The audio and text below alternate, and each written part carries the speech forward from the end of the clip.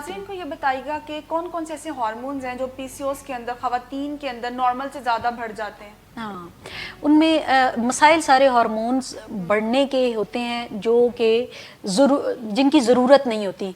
वो कौन से हैं? मर्दाना हार्मोन्स। फीमेल्स में मर्दाना हार्मोन ज़्यादा होने की वजह से उनमें जो है ये मैंने जैसे जिक्र किया बालों के मसाइल आते हैं, और मर्दाना हार्मोन ज़्यादा होने की वजह से इंसुलिन रेजिस्टेंस और ज़ियाबितस होने का भी रिस्क बढ़ना शुरू हो जाता है। तो जो है बेसिकली ये सारा हार्मोनल इम्बैलेंस है, हार्मोन की बेज़ाब्तगियाँ हैं।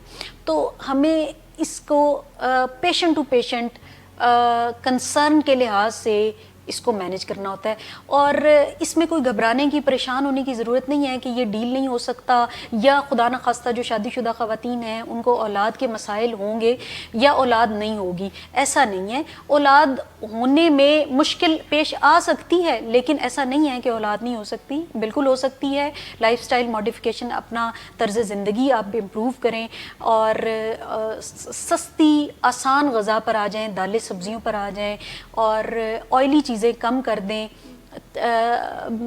बनास्पति घी से तेल पर आ जाएं, चावल और आलू जो है वो कम कर दें, कार्बोहाइड्रेट्स वाली डाइट यानी कि जिसमें चावल आते हैं, आलू आते हैं, वाइट ब्रेड जो डबल रोटी वाइट कलर की होती है, वो ये चीज़ें अगर आप अपनी लाइफ में कम कर दें, सलाद का इस्तेमाल ज़्यादा करें और रेगुलर एक्सरसाइज करें, अपना वेट कंट्रोल करें, और उसके साथ आप अपनी गायनोकोलॉजिस्ट के साथ या अपने जो है वो रिप्रोडक्टिव एंडोक्रिनोलॉजिस्ट के साथ इन कांटेक्ट रहें, तो आप का हमल भी हो सकता है, सेहतमंद औलाद भी हो सकती है, और उसके साथ आप ज़ियाबितस से भी बच सकते हैं। इसके अलावा और भी इसमें जो मसाइल हैं, जिसमें कोलेस्ट्रॉल का बढ़ जाना, ये भी पीसीओएस में हो जाता है, उससे भी आप वेट कंट्रोल करें तो बच सकते हैं। इसके साथ आप अपने डॉक्टर के साथ इन कांटेक्ट रहें तो आप उसको भी कंट्रोल कर सकते हैं। पीसीओएस के अंदर जो ख़वातीन मुब्तला होती हैं उनके अंदर ज़ियाबितस होने के चांसेस कितने ज़्यादा हैं एज़ कम्पेयर टू वो वाली औरतें जिनके अंदर पीसीओएस नहीं है? हाँ, पीसीओएस जो है वो बेसिकली रिप्रोडक्टिव एज की डिज़ीज़ है, यानी वो ख़वातीन, यंग ख़वातीन जिनमें बच्चा पैदा करने की सलाहियत के जो ईयर्स होते हैं, यानी कि 14 साल से लेकर 50 साल की उम्र के की ये बीमारी है, यंग ख़वातीन की बीमारी है।